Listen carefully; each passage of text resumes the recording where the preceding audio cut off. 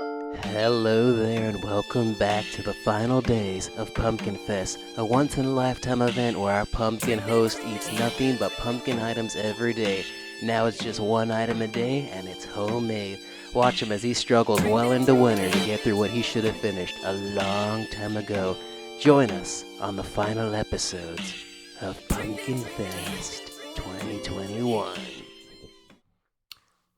Hello and welcome to the final day of Pumpkin Fest. We are finally here. I've got my most pumpkin-related shirt I've got, even though it's fucking February because we've planned this so long. And what better way to end this? We started off with 3 magnificent items, and now we're reducing it down to just one homemade item. And what better way to end it than with a nice homemade pumpkin pie? And yes, this may look like a disaster. This may seem underwhelming after everything we've been through, but really think about it. What better way that this sums up this entire experience than a mostly store-bought, really planned out from the beginning, yet still late, over budget, underproduced production that is still a mess despite how much work we put into it. I mean, we've been planning Pumpkin Fest and it's been an idea for years, and I've been starting it since August, and clearly I wasn't prepared for 2020, despite the fact the year was giving me hints right off the start to, hey, be prepared. Shit is gonna get in the way, but you can only do what you can. And I guess right here we have what is Libby's store-bought homemade pumpkin mixing in there, the homemade pumpkin mix. Because, you know, why not? I love their pumpkin bread so much. I trust their pumpkin filling is just going to be just as good. And same with the crust, store-bought and burned, because, I mean, why wouldn't it be? And then just in the mixture, I threw in a little bit of the Tarini's pumpkin sauce, some evaporated milk, about 4 ounces, 2 ounces of heavy whipping cream, some Trader Joe's pumpkin spice, and 2 beaten eggs, and just really mixed it all in there and let it cook for about an hour. And now, after everything we've learned today, after everything we learned from this experience, let us hope that we get to end on a happy note.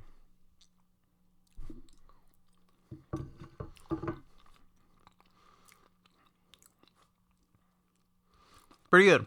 Not great. Not mind-blowing. It's not as burned as I thought it would be.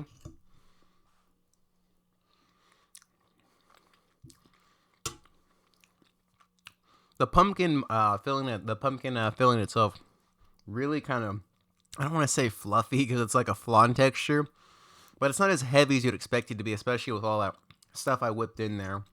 And again, the crust not being completely burnt.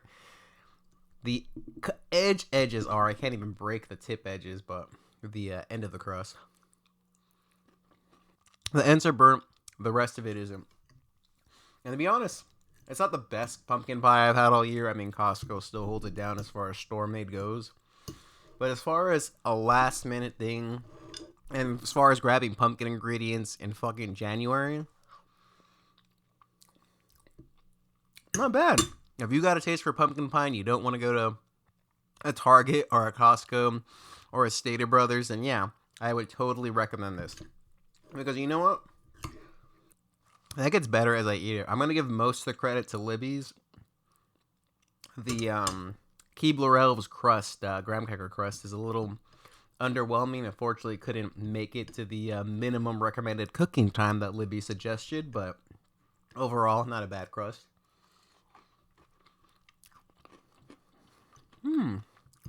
I gotta say, the more I eat it, the better it gets. The pumpkin is awesome. It's just the crust that's really not doing it for me. I find the crust to be very underwhelming. But again, it's just, even if it wasn't burnt, there's not much flavor to it.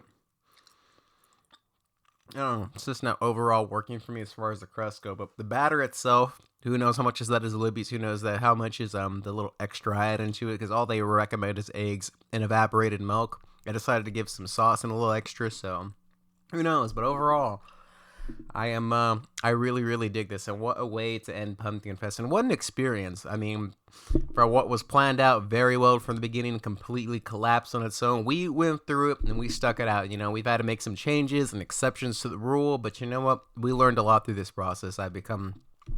Cut back to the first episode when I first started this. I was like, recording with my camera facing me in low light, bad recording. Most of it I had to type in so you guys could read what I was saying. Not that you guys understand me now because I speak so fast and mumble every single word, and I've always got pumpkin in my mouth, but I appreciate you guys sticking out through the entire experience up to here. And pretty much, we've learned to fix audio better. We've learned to record better at lighting better. We've learned to make more homemade things. And all I can say is, yes, we are doing this next year. Yes, it's going to be better than this last one. It's going to be more consistent. We probably won't try to bite off more than we can chew. We'll probably just reduce it down to just one item a day or one homemade item, 2 store-boughts, switch back between every other day, probably shoot some in advance during September. So that way when it does come to October, it's a little less stressful. We're able to get through it. We kind of have everything planned. And then if anything happens with my living situation, like what happened last year, it's not much of an issue because I know I always have backup episodes. But yeah, this was such a great experience. A stupid, pointless experience? Maybe. No, I take that back. A stupid experience? Yes. A waste of money? Possibly.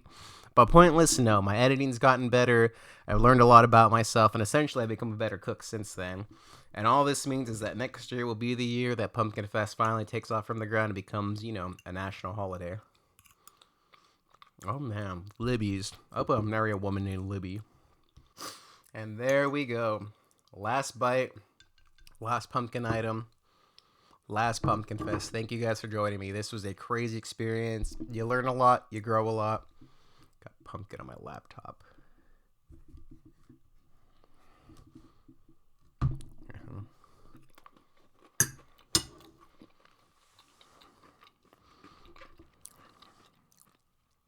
From my home of Southern California into yours, thank you for joining me on this journey. I cannot thank you enough. Whoever who watches, whoever discovers it in the future, whoever watches my future episodes and comes back to this to see where it all started.